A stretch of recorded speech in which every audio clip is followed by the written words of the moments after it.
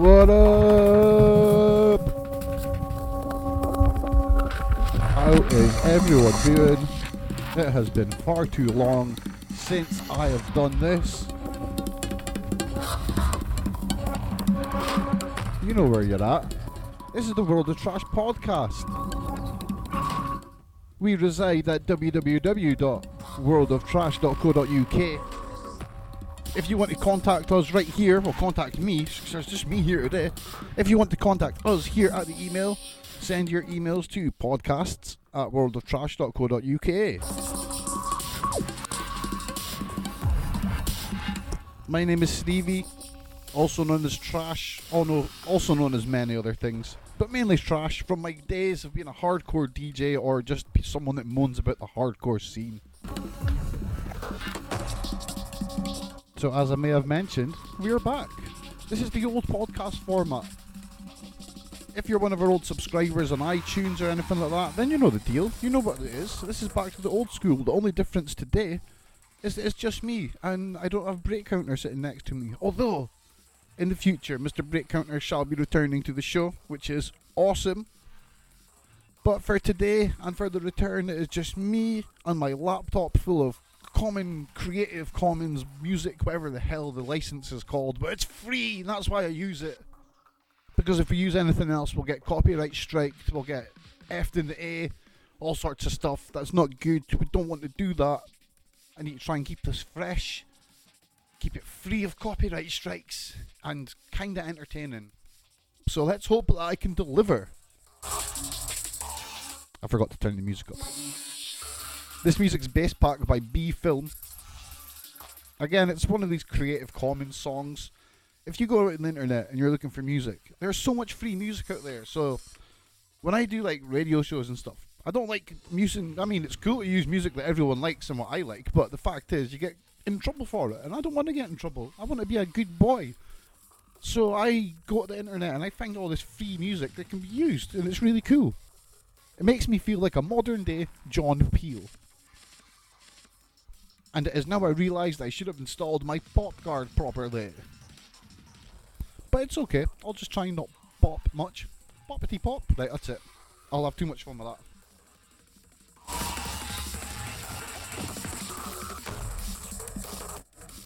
So what is the plan for episode 1 of this Trashcast Weekly relaunch? Well, I have got lots to talk about.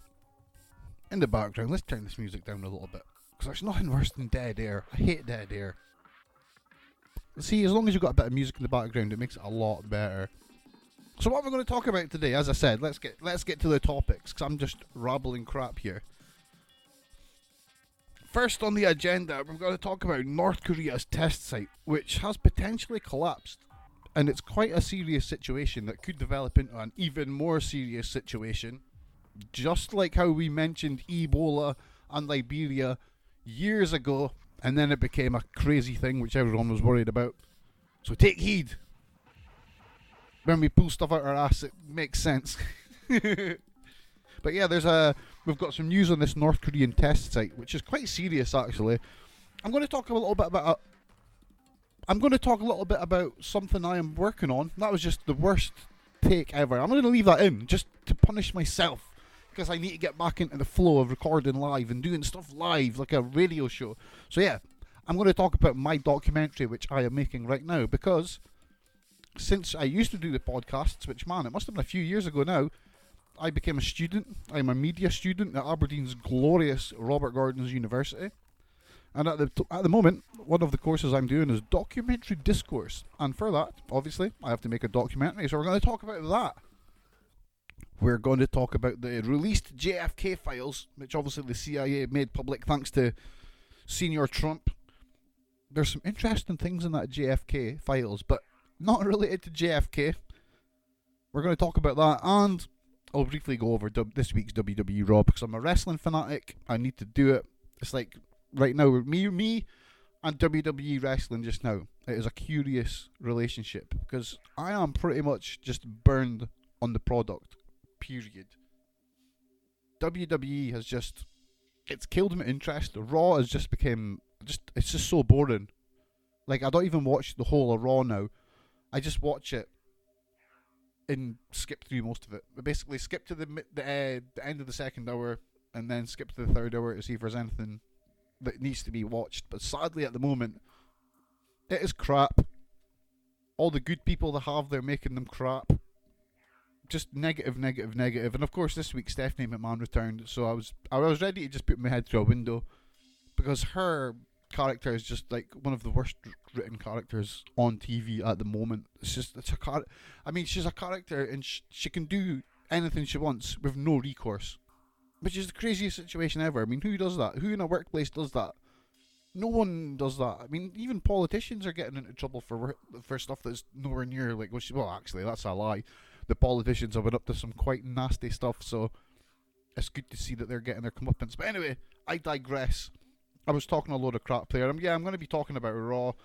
What else am I talking about? I was going to talk about South Park, but I'll talk about South Park next week. I'll talk about South Park every week, which is a perfect opportunity to plug my YouTube channel. It's called Margin Stevie, because everything I do now, like personally, I moved from using the name Trash, because, well, it's not really a marketable name, innit? I mean, who wants to listen to Trash? Not many people. So I decided I'd keep the Trash name just for like when I'm like doing DJing or music and stuff like that. And I thought I'd switch to using my my parental given name, whatever the freaking word. You wouldn't think I'm doing media, eh? I can barely speak sometimes. But yeah, I'm using the name my mother and father gave me, which is not Stevie. Well, it is Stevie, but it's actually Steven. But I think Steven's one of the most boring names on the planet. There's like a million Stevens, and they're never really that entertaining. I mean, we've got Steve-O's. Steve-O's are always entertaining, but Stevens? Nah. So I went with Stevie. It's more marketable, and I like it. So that's cool. So yeah, my YouTube channel is called Margin Stevie. Links and everything will be here. Click it, go and subscribe, watch my videos. If you're a fan of South Park, then the channel's for you, because I do weekly rundowns and reviews of South Park. I look for any theories, I look for any story elements. I mean, this season, sadly, they have taken away the whole story element, so it's just back to old school one-shot episodes, which I actually really like. But the consequence is I don't really have much to talk about in videos when it comes to theories now in South Park, so it's a case of enjoying South Park and hoping that people get back into it, because I think a lot of people got burned in the last season of South Park. But again, I digress. So what I'm going to do now is I'm going to turn the music up for a little bit. I'm going to have a drink of coffee, sip of coffee for the working dude, and I'm going to play a song. This one is called Run the Tape, and it is by Asthmatic Astronaut. This should be good.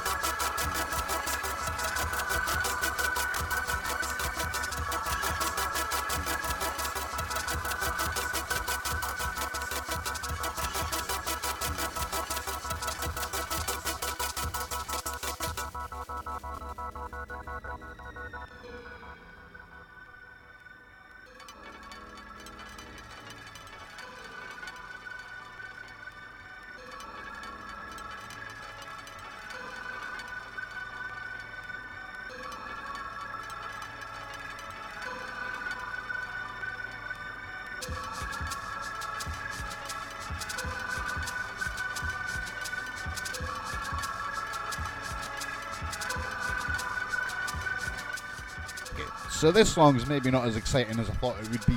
This is maybe just one of those background tracks, so we're just going to turn that down a little bit. And before I get into the next segment, I'm going to plug you all.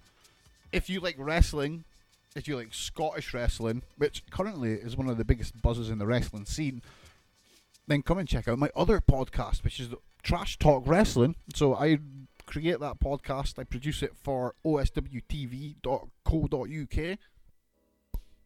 They post all the results and all the event listings for every wrestling event in Scotland. So if you need the scoop on anything wrestling in Scotland, come to my podcast and you will get all the news you could want. I mean, that was probably the worst plug I could have done for my own podcast. Glorious. Anyway, fudge that. Let's get to topic number 1, because this is a crazy topic. This has actually blown my mind. Now, as many of us will know, North Korea have been testing nuclear missiles. They have the bomb, and they are testing it. Kim Jong-un seems intent. He just wants nuclear weapons. He needs to test them. And of course, if you're developing these things, you need a test ground. So, the North Koreans have been using the, let's see if I can get this right, Punggye-ri test site. Now, I'll probably butcher that name. It's Punggye-ri. Punggye-ri. I think it's that. Anyway, that's their test site. North Korea have been using this test site for the last year or so to test their nuclear missiles. Now, the test site is basically a mountain which they have tunnelled into, and they just set the bombs off in the mountain. Similar to what other countries have done. It's a common practice when testing big things like this, because you don't want fallout to be in the air. So, of course, following the path of nuclear armament development, I think that's the right way you could say it, North Korea have been testing their nukes in a mountain. And this week it has been reported that, well, it was reported actually a few weeks ago, but it's for some reason it's a story that's not really made it much into the media. It's been, I mean, I read about it on the Independent website, but I've not really heard much about it on TV, at least on like BBC or Sky or anyone else or ITV. I've not heard them mentioning this much, but I mean, if you look online, there's quite a lot of news about it. I mean, I just looked before I did the show to see if there's any updates on the story, and I mean, the current update I'm looking at is on the Independent website, so it's independent.co.uk, and their headline is North Korea tunnel collapses at nuclear test site. Sorry, I'll read that again. I'm dyslexic, I get to do that. North Korea tunnel collapse at nuclear test site could cause serious radiation leak. At least 100 workers feared dead following tremors at the Punggye-ri test site last month. So that is our most updated headline that I could find for this. Basically, as the title may suggest, their tunnel has collapsed. Now, I've been looking up this story, trying to find out what is going on there, like who the people are that are trapped, why are they trapped, what's happening. And here's, I don't know how factual this is, because we're talking about North Korea, and most talk on North Korea is speculative, so we're speculating here. Reports that were going about were that the workers that were at the site are all concentration camp workers, and that makes sense with the common narratives you hear about North Korea. They love their slave labour, they've got concentration camps. I mean, if you commit a crime against the North Korean system over there, it's not just you that goes to jail, your family goes to jail, then your descendants go to jail, and their descendants go to jail. It's insane. Hence, they've got loads of concentration camps and the such. And a lot of their work in this field is done by concentration camp workers. Supposedly. But I kind of agree it. Because the North Korean regime is not just using their slave labourers here. If you go online, you can find reports. Vice have got a few documentaries about this that are really worth watching. The North Koreans send their workers to like Russia, Poland. You even have North Korean slave labour workers fixing NATO boats in Poland. Mind-blowing. But anyway, I digress. The last test at the site, well, the reported last test was at the 3rd of September. And the reports of the collapse came in pretty close to that. The initial report was that there was 100 people trapped, so like people that were tunneling to make the tunnels were trapped. And then another 100 rescue workers went in, and they were trapped as well, crushed. So Initially, I had read that there was potentially 200 people dead because there's potentially 200 people trapped. So, if you're trapped in a tunnel that's potentially full of nuclear fallout, I wouldn't hold your chances very high of surviving, sadly. So yeah, 100 people trapped, then they sent more in and they got trapped as well. My god, my voice is just going crazy. Yeah, it's not a very good situation. I mean, the worst part of this is that obviously this tunnel was drilled to test nuclear weapons. So there's been a few nuclear blasts have happened in that tunnel. Now, one of the consequences of nuclear blasts is nuclear fallout. This is why they blow things up underground, to protect the rest of humanity from the fallout. Well, except for the people that are tunneling into that. Kim Jong-un, he's not really big into work ethics or worker safety, you know. But as I'm rambling on about this and talking slowly, the main threat, I mean, obviously, the threat is that 200 people could be dead. That's horrible. That's like really horrible. That is the local threat to the people there. The threat to the world at large is the fact that this mountain is collapsing. And in this mountain, there is a lot of radiation. Now, the reports I read initially came via a Japanese TV station called Ashi TV. So they were reporting it that the North Korean mountain collapse could cause the mountain to what they call top off. Now, if the mountain tops off, it's, as the name may suggest, it means that not only does the mountain collapse, but the top comes off. Now, if the top comes off the mountain, it is going to open up the hole where all the fallout is. And the threat now is that there's going to be masses of potential fallout, which is not good. Obviously, countries like Japan and China are nervous. This tunnel that's collapsed, it's not really near South Korea. It's a lot closer to China than it is South Korea because it's just north, so it's nowhere near south. It's not near the South Korea, it's in the north of the country. So it's potentially more of a threat to the people of China. I mean, based on satellite imagery, people are judging that there is a hollow space which measures around 60 to 100 meters at the bottom of the mountain. The mountain is called Mount Mantap. Mount Mantap. Mantap would be an apt name for it.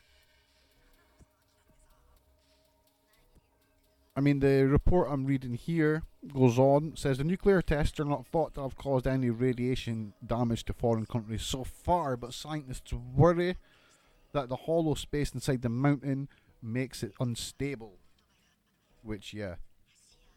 A Chinese nuclear weapons researcher called Wang Nian told the South China Morning Post last month, "We call it taking the roof off. If the mountain collapses and the hole is exposed, it may let out bad things." So, of course, I'm reading this, paraphrasing from the independent report on this, which was posted today, so it was on the 3rd of November. So, go and read that. That is the source for here. The report goes on about how North Korea have stepped up their nuclear and missile tests over the past year as the international community has just moaned like crap about it. No one's done a thing about it. All we get is President Trump tweeting at Kim Jong-un, and then we get Kim Jong-un calling tweet an idiot. We don't know where this is going to lead up. I've got no idea what's going to happen here. I mean, best case scenario, I was reading yesterday that if North Korea become too much of a threat, like this collapses and there's massive fallout, or they do something really stupid, then China has the right to go in with an army and take out the threat. Like, so let's say this place is in threat of collapse and they're going to let another bomb off which is going to blow the mountain up and cause radiation to start leaking into China. China have the ability to send in their own special forces to go in and take the site out and just obliterate it. So, best case scenario for just in general for the whole North Korean situation, I would say, would be not for America to do anything to stop it, because America doing anything is going to anger China, it's going to anger Russia and so forth. You're better let it, because like China, Russia, North Korea, they're all in the same sort of group, like the communist type countries. And if you mess with one, you're messing with them all. So it's not a good idea for America, a capitalist country, to go stopping stuff in North Korea, because it's going to cause World War III. The best scenario would be for North Korea to do something really stupid, which sadly would probably mean life's lost. But at the same time, if they do something that is too stupid, China can come in and take out their regime, basically, and possibly steer the country in a better direction than it's in now. Although the latest reports are that the best way to overthrow Kim Jong-un is not war, it is just by propaganda, by speaking to the people in North Korea, by getting DVDs to them, all that sort of stuff. Of course, watching outside videos, DVDs is illegal, but there is a massive trade of it in North Korea. And this is the way analysts are saying now. It's like, look, let's just tell the people that their regime sucks. It's like you're being lied to. You've been brainwashed, which is the situation. But that is the whole North Korea mountain collapse situation in a nutshell. In a very loose, cracked, and not very lucid nutshell, but a nutshell all the same. As I said, I got a lot of information from the Independent website. Just go online in this, just type in North Korea tunnel collapse. You will get a ton of news on this. It's a pretty big situation, and as I said, it's a situation that is still not over. It's still very much developing, because when a mountain starts collapsing, it's not like it could take weeks, it could take months, and if this hole is uncovered and the roof is taken off, then as the Chinese man says, bad things can happen. It's bad things we do not want to happen on this planet. So it's time for me to take a little drink. I'm going to turn the music up, and we're going to play Mr. Emerson's New Tattoo by Elvis Hellrod.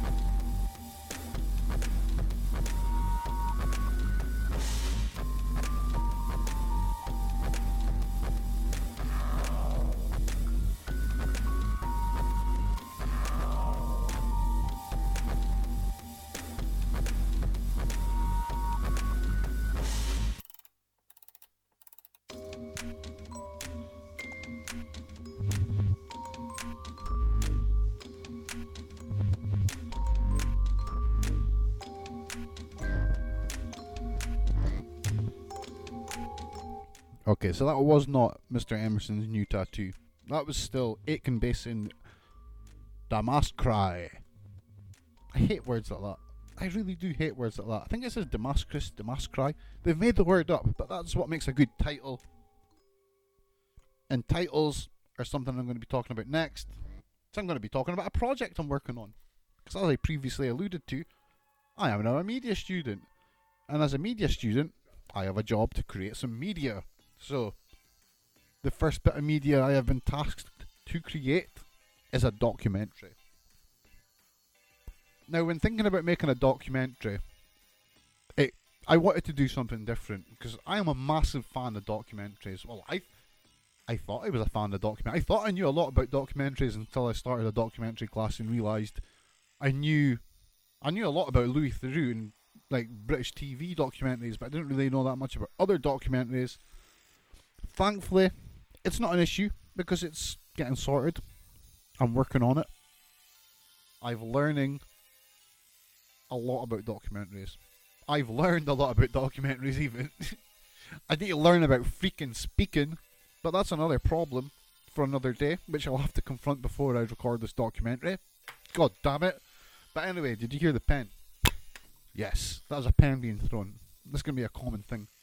What the hell is that song in the background? It sounds horrible. Let's get it. Mr. Emerson's New Tattoo. That is shite. Grief and Sleep Ghosts. Let's hope it doesn't get spooky. But anyway, yeah. What the hell am I talking about? I am making a documentary. What am I making a documentary about? I am making a documentary about making a documentary. Yes, it is very meta, quote unquote. And deliberately so. As I said, I wanted to make something different. I've seen a lot of documentaries. Oh, there we go. I was wondering where the music went. Yeah. So I've seen a lot of documentaries, and I've always wanted to make proper documentaries. Because I thought a documentary was a thing that only people on TV made. It turns out that most of the videos I've ever made are actually a form of documentary. Yay. I am a documenteur. But yes, it is time for me to create a proper documentary. So it got me thinking, and I was like, what do I make a documentary about? Do I make it about, like, alcoholism? Do I make it about some sort of pertinent social justice topic? Do I make it on my views on things like no platforming and all that sort of anti-free speech sort of stuff? No, not anti-free speech. Well, yeah, it is anti-free speech, but that's another topic for another day. I don't agree with no platforming. But I'm not going to make a documentary about that, because I want the documentary to be worth watching. So I went back to things that interest me, and one topic that interested me a lot was the making of a documentary.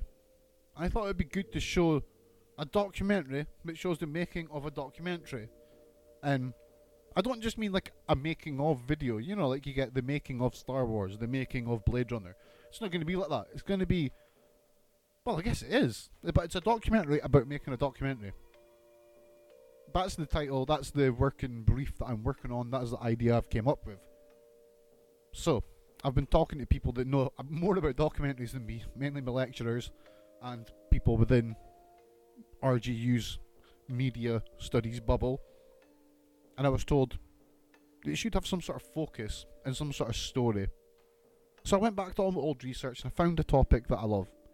The topic is Aberdeen's electric subway tunnel. Now, if you're not in Aberdeen, or you're not from Aberdeen, or you don't care about Aberdeen, this will mean nothing to you. But if you're from Aberdeen, let me ask you the question. Did you know there is a tunnel that runs from Holborn Street right along to Crown Street, then down Crown Street to the bottom where the power station used to be in the 1900s?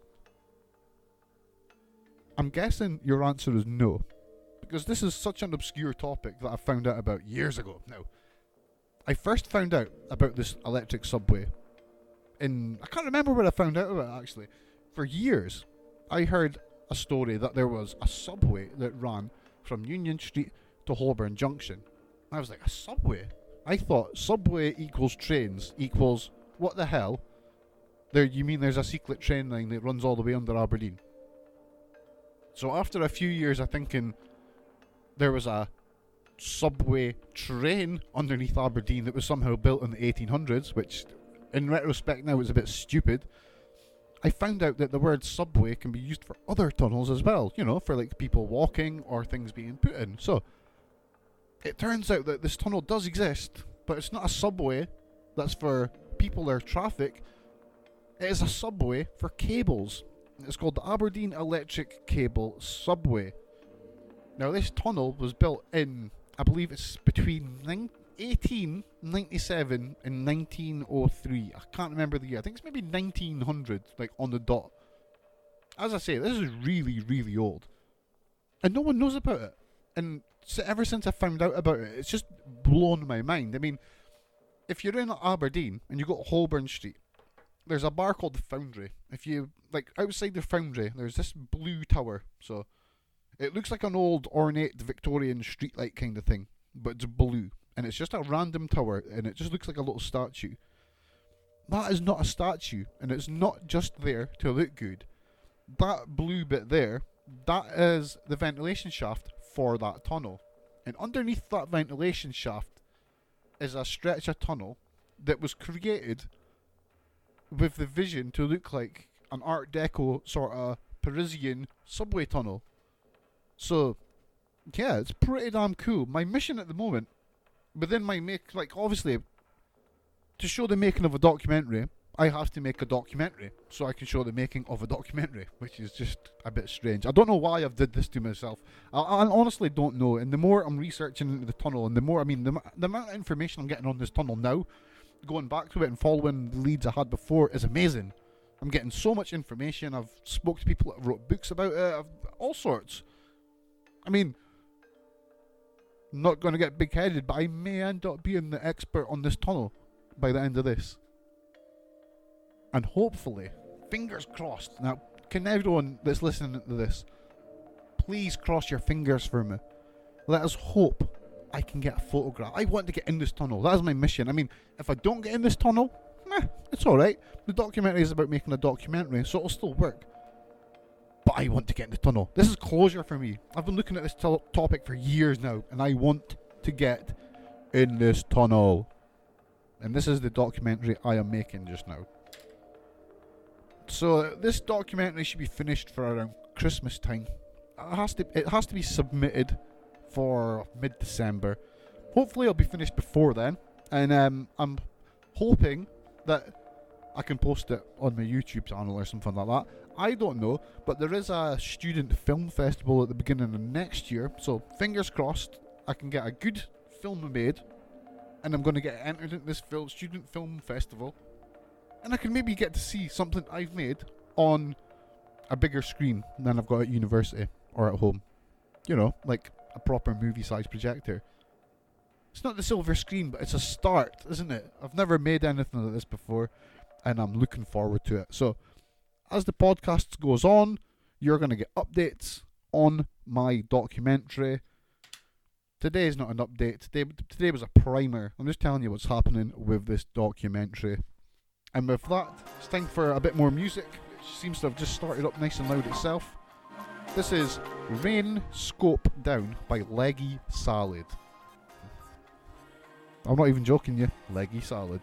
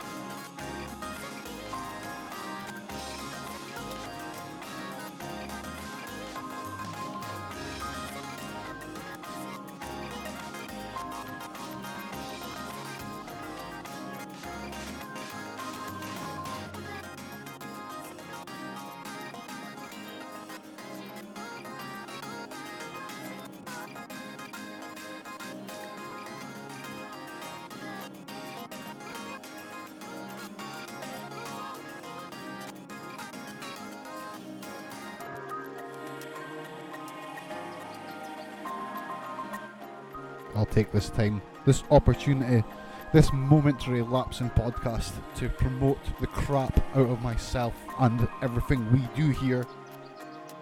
If you're listening to this, most likely you know where to find us. You can find this podcast on iTunes, iHeartRadio.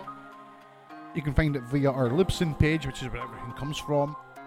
And of course, the main homepage, the hub for everything, is worldoftrash.co.uk. And if you have anything you would like mentioned on the podcast, have you got a topic you would like to hear me rant about? Do you have a question for me? Because you can ask me any question you want. I am happy to try and answer absolutely any question the world has to offer. Contact me, the podcast, at Sorry, why did I say dot? Podcasts at worldoftrash.co.uk. And the podcast email will come right to me. I will reply, because I'm just a nice guy like that. And we'll get something done. And if you're a wrestling fan, remember I have a podcast that covers Scottish wrestling. That is on the podcast channel as well. iTunes, iHeartRadio, yada yada yada. It's everywhere. It's real, god damn it. Just like the topic we're about to talk about next, which is just crazy. So, unless you've been living in a bubble for the last few weeks, you will know that Donald Trump commanded that the CIA release the rest of the files on the JFK mystery. Now, straight off the bat, everyone just knew what was going to happen. We knew that there was going to be a ton of redacted names, and we were probably not going to get anything knew on the JFK murder. And that is actually the case. That is completely the case. All we got was a ton of redactions. We got nothing new on the JFK. The JFK fanatics are just like, man, this is just crap. But hidden within the JFK files was something, for me anyway, I thought was way more interesting. How about if I said Hitler escaped the Second World War? What the F? And that is apparently what happened. Now, again, just like the last story I talked about, if you go to the CIA website, so it's cia.gov, you can search their library. These files are all available there. I've literally got the picture on my screen right now.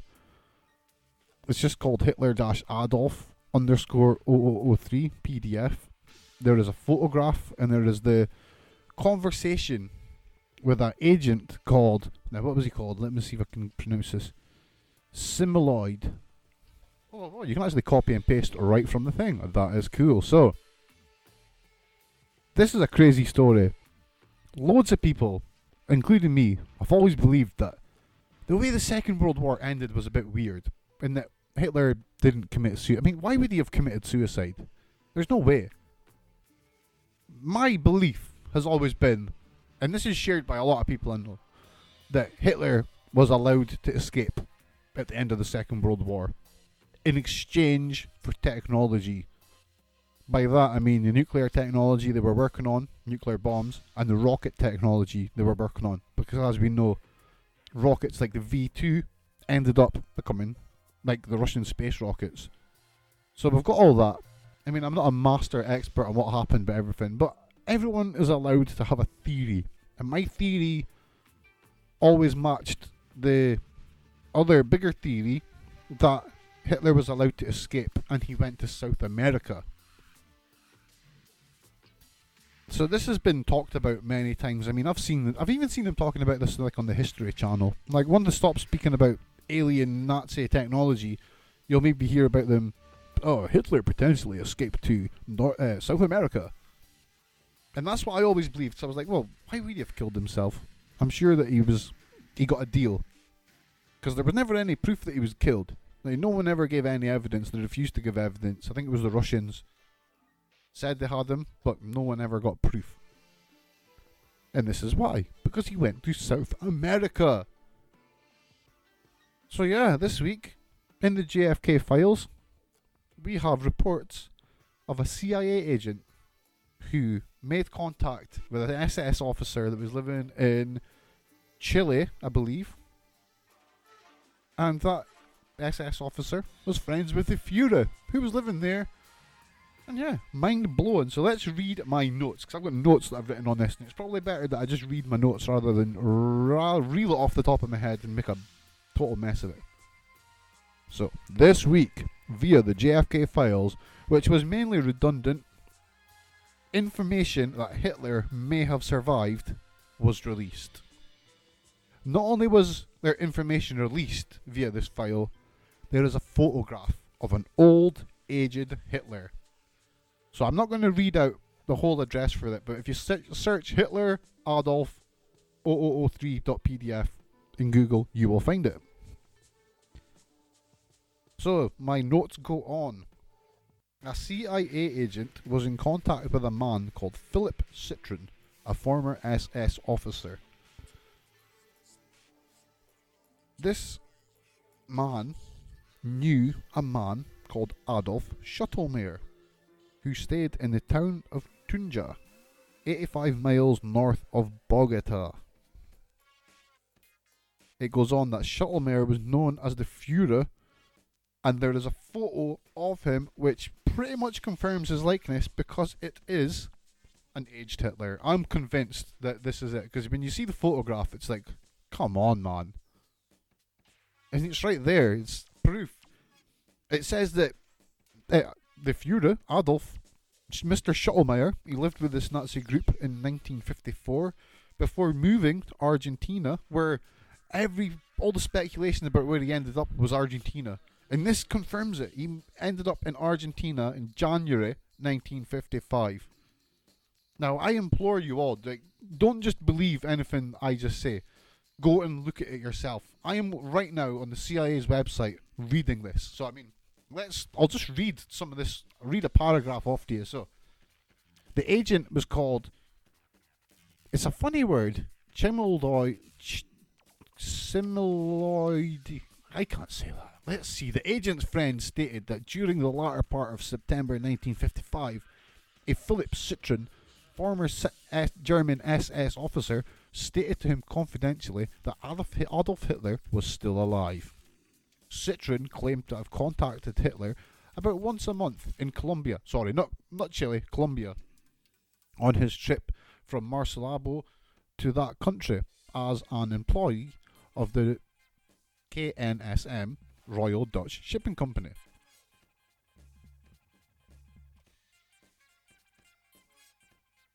Citroen indicated to the agent's friend that he took a picture with Hitler not too long ago, but did not show the photograph. He also stated that Hitler left Colombia for Argentina around January 1955. Citroen commented that inasmuch as 10 years have passed since the end of World War II, the Allies could no longer prosecute Hitler as a criminal of war. Okay, so that's the SSS. The SSS clearly thought that, look, 10 years is long enough. After 10 years, you can't do this for war crimes. Well, so much for that theory, because they're still doing SS people for war crimes. Crazy. On September 28th, 1955, the agent's friend surreptitiously... It's one of these stupid words. I need to, like... I don't know what it is today. I'm just not in a very good reading mood. I think I'm just too tired. I need sleep.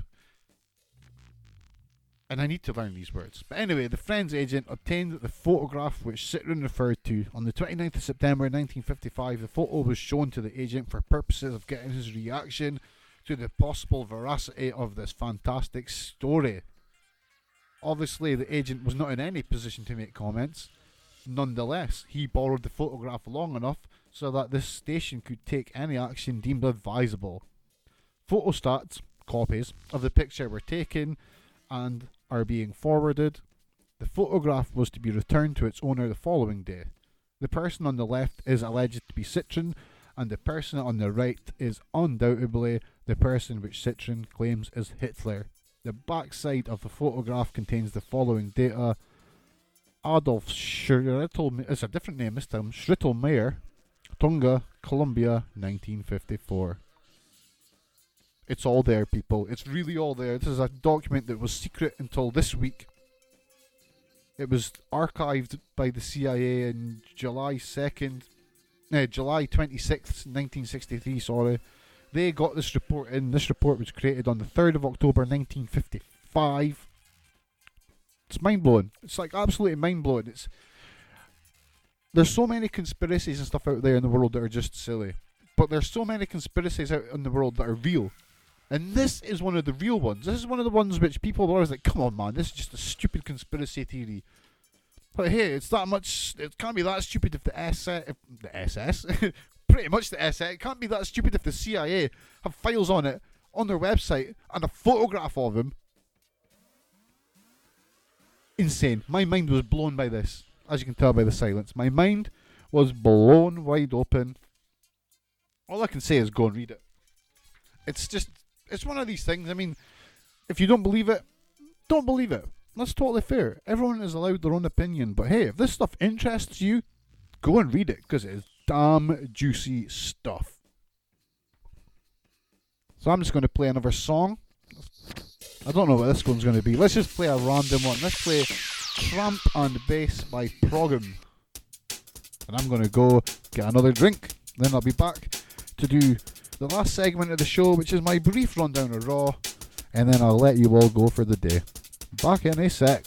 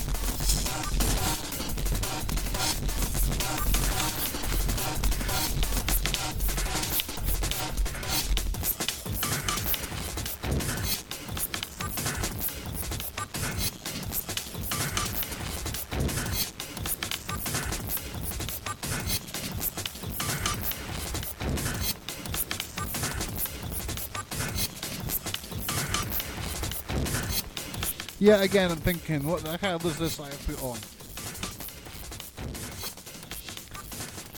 So that's not at all what I expected. I mean, it's quite rhythmic. I do like it, but hey. This is what happens when you dig up the internet's free music. As I said, this is the sort of stuff John Peel would have played, and he'd be like, yeah, nice. So yeah, I'm happy to play it. It's not really what I'd like, but you might like it. I don't know. I'm not the judge of music. I don't know what you all like. So let's get the last segment of the show done. This is the one for the wrestling fans. This is where I punish myself and have a look at what happened in this week's WWE Raw. So as I said at the start of the show, I am pretty burned out when it comes to WWE programming at the moment. And as a consequence, they're kind of burning me on wrestling as well. Which is a shame, because I bloody love wrestling. It's like one of the best forms of entertainment the world has. But regardless of my thoughts, I still watch Raw all the time. At the moment, I don't watch the whole of it. I basically just skip it. I skip the matches. What I often do is I'll just skip the matches. I'll watch the finish of the match to see who won, see what happens at the end, see what happens at the start. If there's any promos, I'll watch them. And the wrestling bit just seems like it just seems like filler at the moment. It's really, really weird. I'm watching WWE more for the storylines than the wrestling, because the wrestling's boring. I mean, they've got some of the world's best wrestlers, and they're still managing to bore people. I mean, how the hell does someone misuse Shinsuke Nakamura? If I start, I will rant. So let's just go down and see what happened on Raw. So let's have a look at my notes. The show started off with Stephanie McMahon berating Kurt Angle. Effing boo! And that's not a boo because she's a bad guy. That's a boo because I hate that storyline. It's like, in what workplace would you have someone who could shout and berate you like that and not have some sort of recourse?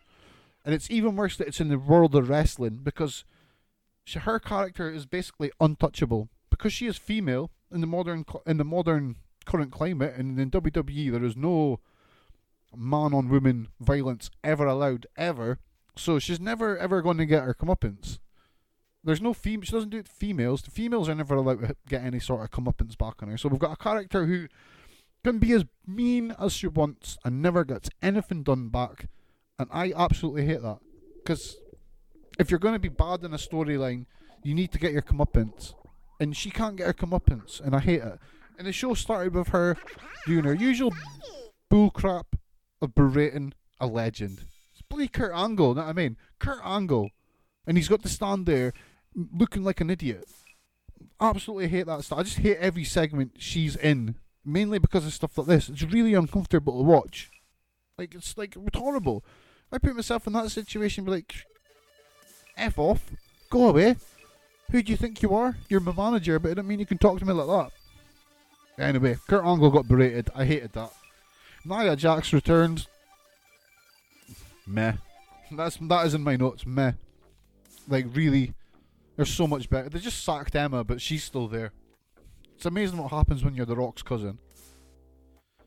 Thankfully, we got a dose of Asuka this week. Asuka destroyed, absolutely destroyed a jobber. What was her name? Stacey Cullen. Poor Stacey. It was a beautiful match. Asuka just kicked the living crap out of her. I could watch that all day. That was cool. I love squash matches with people getting the crap kicked out of them. Watch that all day. The Miz was on, which is awesome. Bo Dallas returns, which is awesome. Means I was actually getting a bit worried about him, because I was like, what's happening with Bo Dallas? He's been off TV for a long time now. He had mumps or meningitis. Thankfully, he's over it and he's back on TV. We get The Miz. He's always entertainment. I'm a fan of The Miz. I like The Miz. I think he's a great character. He's one of the best characters in WWE at the moment. And when it comes to talking, promos, that sort of stuff, it's almost unfair to put him in a promo battle with anyone in that company, because he just slaughters everyone. He's brilliant. We got Finn Balor versus Cesaro. That was a decent match. I mean, it was a nothing match. It was decent. I really got bored and skipped through it. At the end of the match, came back, killed Finn with a tombstone on the ramp, which is like, man, what are you doing to Finn? Why are you killing Finn, man? This is what I'm saying. They've got some of the world's best wrestlers. Finn Balor. And he's in a program with Kane. Know what I mean? Like, why? And he's getting beat by Kane. This is just stupid. Kane also killed Daniel Bryan, which was like a backstage segment. Now, let me get on at this, because this...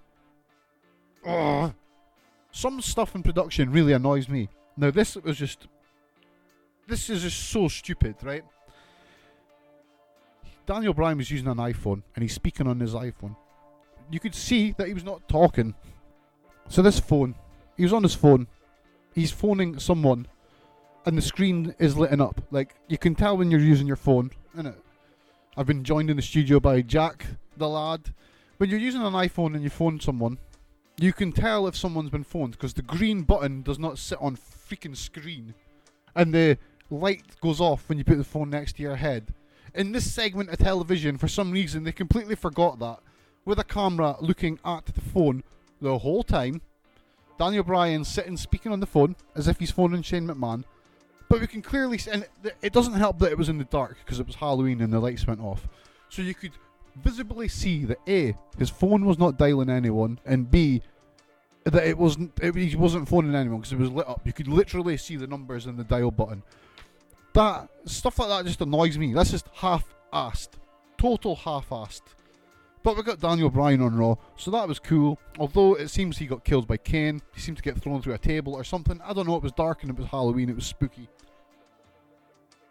And we got Braun Strowman returning at the end of the match via a dumpster truck, which was, just go and watch it on YouTube. It was fan-freaking-tastic. He came back. The Miz, Taraj and The Miz all got the crap kicked out of them. They're all dead. Braun is back. He is awesome. He is one of my favourites. That was pretty much it. Let's see the other notes I've got. So yeah, Bo Dallas returned. Yay! Joe versus Apollo Crews happened. Then Joe then choked out Titus. We got Enzo Amore and Gulak out. Gulak was in a match. They had a pretty funky promo at the start. Mickey James versus Alexa Bliss happened. As again, boring. Seth versus Kane. It was boring. The best match on the show for me was probably Tex Ferguson and Chad Too Bad, aka Gallows and Anderson, versus Mr. and Mrs. Claus, who was Heath Slater and Rhino. This was a trick or street fight. Pumpkins, tables. It was just stupid as hell, but it was supremely entertaining. And then we got the rest of them. The Miz section was at the end. The Miz bit was awesome. It was a great little Halloween segment where he's in the car, he's phoning people, they don't know what's happening. It was fun. It was stupid, but it was fun. The highlight of Raw was probably the news that Total Divas is returning next week, or this week, so expect me to be talking about Total Divas next week. But yeah, I can't lie, I really was not that interested in Raw, so my review of Raw has probably been really shit. That's my S-bomb for the week. And that was it. If you want me to review anything else in wrestling, remember to send me an email to podcasts@worldoftrash.co.uk. You can find everything at worldoftrash.co.uk. You can find me on Facebook. Look me up, Margin Stevie or World of Trash. Margin Stevie if you're wanting to contact me direct. World of Trash if you want to contact the website. And of course, I'm on Twitter. I love Twitter and Instagram and all that stuff at Margin Stevie. This is the end of the show. Hopefully you enjoyed it. I will be back next week talking more crap that you want to hear. I will see you all then. Cheerio.